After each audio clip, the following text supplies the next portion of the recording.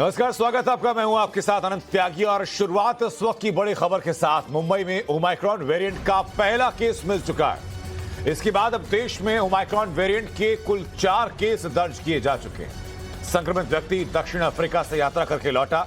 मुंबई के कल्याण डोंबिवली इलाके में संक्रमित व्यक्ति लौट करके आया।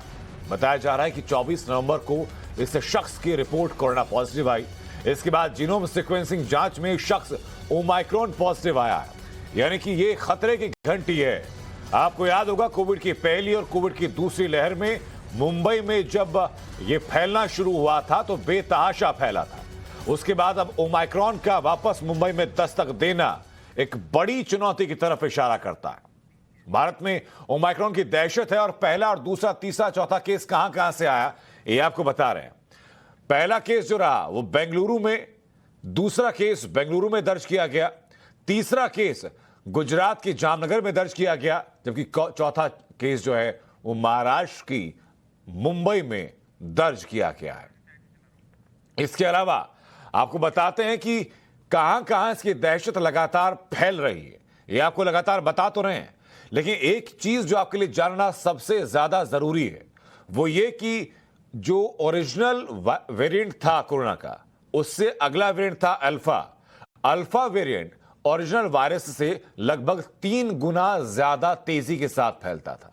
अल्फा से डेल्टा कई गुना ज्यादा तेजी के साथ फैला और डेल्टा से ओमिक्रॉन लगभग 6 गुना ज्यादा खतरनाक है और बेतहाशा फैल रहा है। एक मोटे मोटे आंकड़े की बात की जाए तो जब शुरुआत में सिर्फ 2 देशों तक सीमित था ओमाइक्रॉन, उसके 10 दिन के अंदर अंदर यह 38 देशों में फैल गया। यानी कि एक दिन में औसतन 4 देशों तक यह फैलता जा रहा है। हमारी सहयोगी शिवानी का एक रिपोर्ट आपको दिखाते हैं।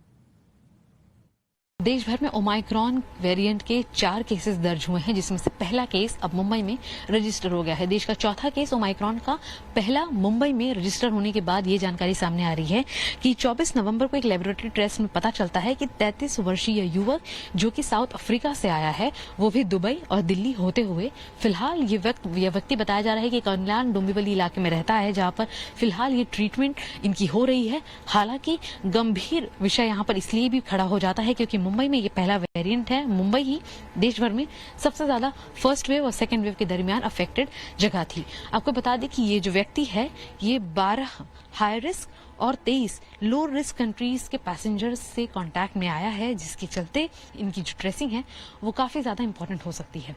हालांकि हेल्थ ऑफिशियल्स द्वारा गाइडलाइंस काफी ज्यादा स्ट्रिक्ट कर दी गई हैं। फिलहाल हम मुंबई इंटरनेशनल एयरपोर्ट पर ही मौजूद हैं, जहां पर आप तस्वीरों के जरिए देखेंगे कि किस तरह से अल्ट्रा रिस्क और एट रिस्क कंट्रीज से आने वाले लोगों के लिए उनकी रैपिड टेस्टिंग, आरटीपीसीआर टेस्टिंग और रैपिड पीसीआर टेस्टिंग मैंडेटरी कर दी गई है। लेकिन इसके बावजूद जो टेस्टिंग सामने आई है, व्यक्ति पॉजिटिव पाया गया, जेनोम टेस्टिंग में उनके सैंपल भेजे गए और फिर पता चलता है कि वो ओमाइक्रॉन पॉजिटिव है।